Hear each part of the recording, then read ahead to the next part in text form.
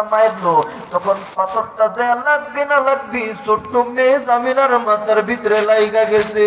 জামিলা জমিনের ভিতরে ঠাস কইরা পইরা গেছে। ও বাজার জামিলা এইভাবে করিম পাথরের আঘাতটা খাইয়ে জমিনের ভিতরে লুটায় পড়ছে। লুটায় পরে একটা হাত বাবার দিকে উঠা দেখ দেখায়, আব্বু বাঁচতে দিলা না। ও বাবা তুমি আমারে বাঁচতে দিলা না, মাইরা ভালাইলা। এবার দাইয়াতুল কলবি ওখান থেকে বিদায় নিল। এই বর্ণনাটা আমার নবীর সামনে বর্ণনা করতেছে। আমার ভাই রে, আমার নবী বর্ণনাটা শুনে আর এইভাবে চোখের পানি গাল ভিজা ভিজা দাড়ি ভিজা ভিজা পড়ে। আমার নবী ডাক দিয়ে বলে, আবু বকর, এই আবু বকর রে, এমন নিষ্ঠুর কি কোনো মানুষ হইতে পারে? এমন নিষ্ঠুর কি কোনো মানুষ হইতে পারে? আরে আবু বকর, ও আবু বকর, এ কেমন ধরনের নিষ্ঠুর? দাইয়াতুল কলবি ডাক দেয়, কয় নবী গো, ও নবী, আমি যখন খাইতে যাই, আমি যখন ঘুমাইতে যাই, আমি যখন রাস্তাঘাট দিয়ে চলি, আমার মনে হয় আমার জামিলা আমারে আব্বু বইলা ডাকতাছে। নবী গো, সব অপরাধ আল্লাহ মাফ করতে পারে, কিন্তু আমার আল্লাহ হয়তো আমার এই অপরাধটা, এই গুনাহটা মাফ করবে না। দেখেন আমার নবী চমৎকার জবাব দিলেন। আমার নবী ডাক দিয়ে কয়, দাহিয়াতুল কলবি রে, কোন ব্যক্তি যদি অন্যায় করার পরে, অপরাধ করার পরে কোন ব্যক্তি যদি আমার আল্লাহর কাছে তওবা করে ফিরে আসে, দাহিয়াতুল কলবি, তুমি তো ইহুদি, তুমি যদি পয়রা নাও লা ইলাহা ইল্লাল্লাহ, আমার আল্লাহ তোমার এই গুনাহটাও মাফ কইরা দিবে। আল্লাহু আকবার। ও বাবা, ও আমার কলিজার টুকরা যুবক ভাইরা, কে কি অন্যায় করেছো, অপরাধ করেছো বন্ধুরে, অপরাধের তো কোনো সীমা নাই, কথা বলেন ঠিক কিনা? একজন অপরাধ করেছে সুদ খায়, একজন করছে ঘুষ খাইয়া, একজন নামাজ পড়ে নাই, আর একজন রোজা রাখে নাই, আর একজন হজ করার সামর্থ্য ছিল, হজ করে নাই, যাকাত দেয় নাই। আবার অনেক যুবক ভাইরা আছে রে, বিয়ের আগে আর একটা মেয়ের সঙ্গে পীড়িত করে, এমন যুবক আছে না নাই? আপনাদের দিকে আছে? বলেন তো দেখি, আপনার আমারে সবচেয়ে বেশি ভালোবাসে কে? একটু মায়া করে আল্লাহর নামটা নিতে এত পিছায় গেলেন, বলেন না আল্লাহ। লা ইলাহা ইল্লাল্লাহ, জোরে লা ইলাহা ইল্লাল্লাহ, লা ইলাহা ইল্লাল্লাহ, লা ইলাহা ইল্লাল্লাহ মুহাম্মাদুর রাসূলুল্লাহ। আবার ভাইয়া, আমার আয়াতের প্রথম অংশ যেটা, সেটা হলো ইকরা। আর আমার আপনার নবীর উপরে সর্বপ্রথম আল্লাহ রাব্বুল আলামিন যে আয়াত নাজিল করছে, এইটা শব্দটাও ইকরা। ইকরা। জিবরাইল আলাইহিস সালাম আমার নবীর আয়েশা ডাক দিয়ে কই, ইকরা। আমার নবী কই পড়তে পারি না। জিবরাইল কই পড়ে, নবী কই পড়তে পারি না। এখন জিবরাইল আলাইহিস সালাম বলেন, ইকরা বিসমি রাব্বিকাল্লাযী খালাক, আপনি পড়েন আপনার প্রভুর নামে। এখন আমার নবী ফটফট করে জিবরাইল এমনি সাথে পড়া শুরু করছে, বলেন আল্লাহু আকবার। আমার ভাইরা, আমার বন্ধুগণ, আমার নবীর কি দুনিয়ার কোনো উস্তাদ ছিল? আমার আপনার নবীর সরাসরি উস্তাদ কে? আমার ভাইরা, আমার বন্ধুগণ, যেই কথা বলতেছিলাম, আপনার আমার সবচাইতে ভালোবাসেন কে? আল্লাহর চাইতে আপনার আমারে কেউ ভালোবাসে? কিন্তু আপনি কি আমার আল্লাহর সেই চিঠিটারে কখনো পইরা দেখছি যে আল্লাহ, আমার আল্লাহ, আমার আপনার মায়ার সেই মাসুক, সেই মালিক আমারে কি চিঠি দিছে? আমার ভাইরা, উদাহরণ দিলে বুঝবেন আপনারা। আপনাদের এই হাট গোপালপুরের অনেক যুবকেরা, অনেক যুবতীরা বিয়ের আগে প্রেম প্রীতি করে, এরকম আছে আপনাদের দিকে? না থাকলে বলবো না, কথা বলতে হবে। আছে? এ যুবক ভাইরা আছে? গতকালকে কি একটা দিবস গেছে জানি, 14 ফেব্রুয়ারি। কি দিবস? 14 ফেব্রুয়ারি। কি দিবস? ভালোবাসা দিবস। আমার ভাইরা, এইভাবে কইরা যুবক ছেলেটা যারে ভালোবাসে অথবা যারে এইভাবে করে প্রপোজ করতে চায়, একটা ফুল কিনে নিয়ে যাইয়া, 3 টাকার একটা ফুল 300 টাকায় কিনে নিয়ে যাইয়া মেয়েটার সামনে গিয়া ডাক দিয়ে কই, আই লাভ ইউ। এখন মেয়েটা ডাক দিয়ে কে রে, তো রিপ্লাই দেওয়ার দরকার। এই মেয়েটা এইভাবে করে ফুলটা নিচ্ছে আর বলছে, আই লাভ ইউ টু। এই যুবকটারে থুইয়া ওই মগার ঘরের মগা মেয়েটা আরেকজনের কাছে গিয়ে ডাক দিয়ে বলে, আমি তোমারে ছাড়া বাঁচতামই না। এই বেটি, তুই এরেও কই বাঁচতাম না, ওরেও কই বাঁচতাম না, কয়টা বিয়ে করবি রে? কথা কর ঠিক কিনা? তার গেল বিয়ের আগে যেগুলো হয় এগুলো ধোঁকা, কতক্ষণ ঠিক কিনা? আমার ভাইরা, আমার বন্ধুগণ, বিয়ের পরে যেগুলো হয় এগুলো হলো পারফেক্ট প্রেম, কতক্ষণ ঠিক কিনা? আমি যখন মাঝে মধ্যে মাহফিলে আসে আমার স্ত্রী কান্দে, কান্দিস কেন, কই ভাল লাগে না, কতক্ষণ ঠিক কিনা? এই মুরব্বীরা আপনারা কতক্ষণ না, আপনারা বিয়ে করেন নাই নাই, যুবকেরা তো এমনি হাসতেছে, মুরব্বীরা কতক্ষণ, আপনার স্ত্রী আপনারা ভালোবাসে তো? হ্যাঁ, দাদিরে আই লাভ ইউ করবেন, দাদি কবে না বুড়োর হইলিও কি, হুজুরের অসুবিধা মাথা টাথা গেছে গা, কতক্ষণ ঠিক কিনা? আপনারা আমারে প্রশ্ন করতে পারেন, হুজুর আপনি এইটুকানি বয়সে কি কেতে কি কইরা ফেলাইছেন?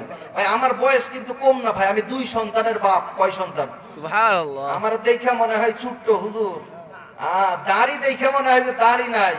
ওই যে মুফতি আমির হামজা বলে, আরে ভাই আমারে সার দিয়েও দাঁড়িয়ে ওঠে না, আর এখানে কিছু কিছু মানুষের না সেই সে গোল পাচ্ছে না।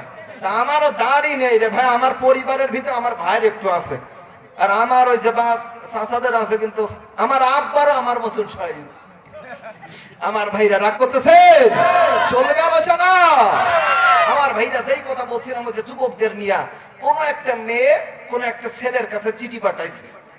এই যে চিঠিটা মনে করেন আমার এই ফোনের কভারটা ভাঙে গেছে ভাই, চাপ খাই, আপনারা আবার দেখে মনে করেন কি চালাই রে।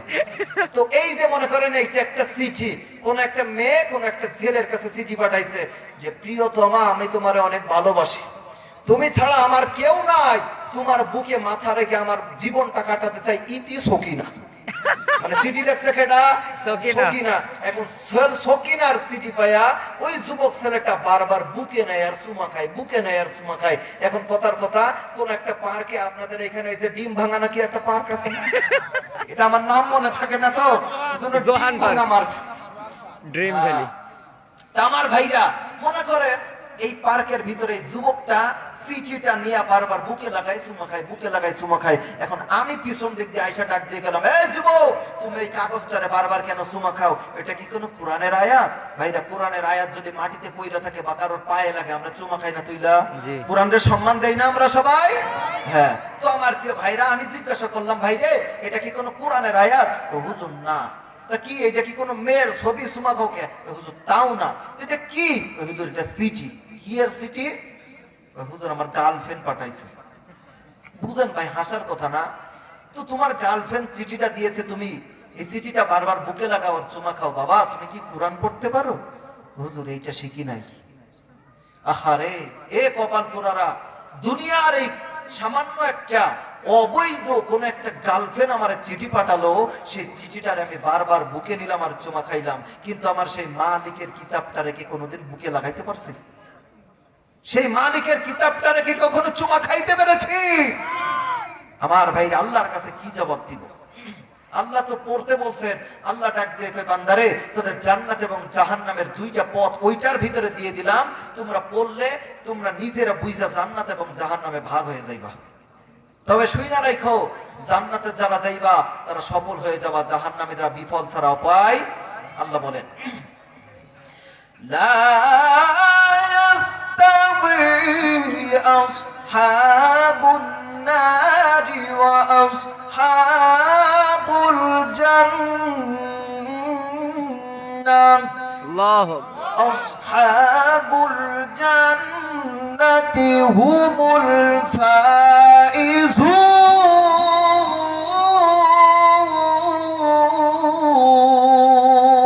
আল্লাহু আকবার। আমার বন্ধুরে,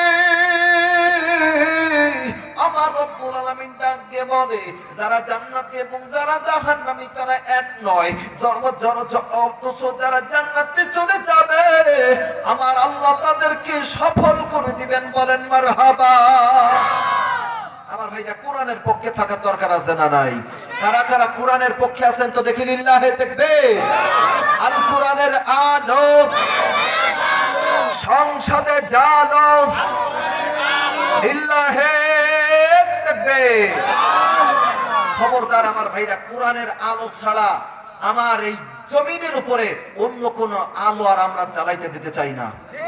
বিগত দিনে আমরা অনেক নেতা খেতা দেখছি, হেরা শুধু আইসা নিজেদের খেতা বড় করছে, কম্বল বড় করছে, বিরিজ টিরিজ খাইয়া নিজের পেটের ভুড়ি এই পর্যন্ত হয়েছে। আমি তো ভাই লোকের বাড়ি খাই, এইটা তো আপনারা জোর করে খাওয়ান। এরপরে আমি বেশিরভাগ মাহফিলে খাই না। আমি আজকে আইসা ডাক দিয়ে বুঝি ভাই আমি কিছু খাইতাম না, আমার চা দিছে, আমার সফর সঙ্গী যারা ছিল এরা নাস্তা করছে, আমি ডাক দিয়ে বলছি মাহফিলের পরেও কিন্তু খানা খাইতাম না। কই হুজুর ইনশাআল্লাহ। এরপরেও ভুরি শুধু সামনে যায়।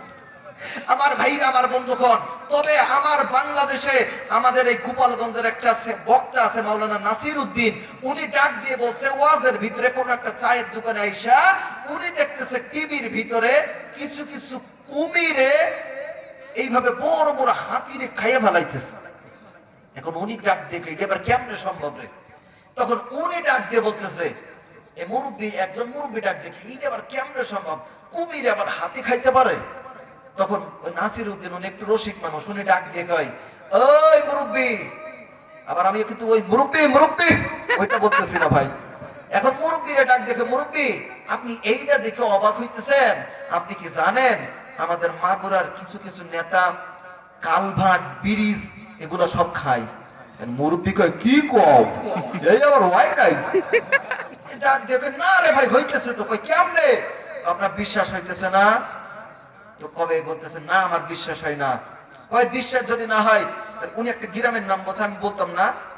উনি ডাক দেখে, অমুক গ্রামের ওই ব্রিজটা খাইলো কেডা? এখন মুরব্বী ডাক দিয়ে বলতেছে, ওটা তো এমনি ভাঙ্গা পড়ছে। তো কত আগে? ওই তাও এই 2-2.5 বছর হইতেছে। আচ্ছা 2-2.5 বছর আগে আগে যদি একটা ব্রিজ ভেঙে যায় রোডের উপরে, ভাইরে এই রোডটাকে আমাদের বাংলাদেশের যারা সরকারে থাকে এরা কি চাই, এরা কি এই যে ব্রিজটার জন্য টাকা পয়সা অর্থ সম্পদ দেয় না? এরা খায় কেডা? এখন ওই মুরব্বী ডাক দেখে, ও বুঝছি, তুমি এই কও। আমার ভাইরা, আমার বন্ধুগণ, আমরা বিগত দিনে দেখেছি অনেক চোর বাটপার, অনেক জালেমকে আমরা দেখেছি। আমরা মুসলমানের উপরে জুলুম করেছে, আলেমদেরকে ওর উপরে জুলুম করেছে। আমার ভাইরা, আমরা সাধারণ জনগণের উপরে আমাদের জন্য যেই মালটা আনা হইতো, আমাদের জন্য যেটা এইভাবে করে দেওয়া হতো, সেটা আমরা পর্যাপ্ত ভাবে ভাগ বন্টন করে ওদের মাছ থেকে ফুরিয়ে যেত, আমাদের পাশ পর্যন্ত আসতো না। তো আমরা এমন একটা শাসক চাচ্ছি, যেই শাসক বাংলার পার্লামেন্টে যায় বাংলার জমির একটা ভিক্ষুক থাকবে না, একটা গরিব থাকবে না, যাকাত ভিত্তিক সংসদের আইন চালু করে বাংলার প্রত্যেকটা মুসলমানের ঘরে শান্তি এনে দিবে, এরকম সরকার আপনি চাই কি চাই না? চাই। যদি না চান তাইলে এইরকম স্টেজের উপরে ডাক দিয়ে বলবে, কি বলবে জানেন?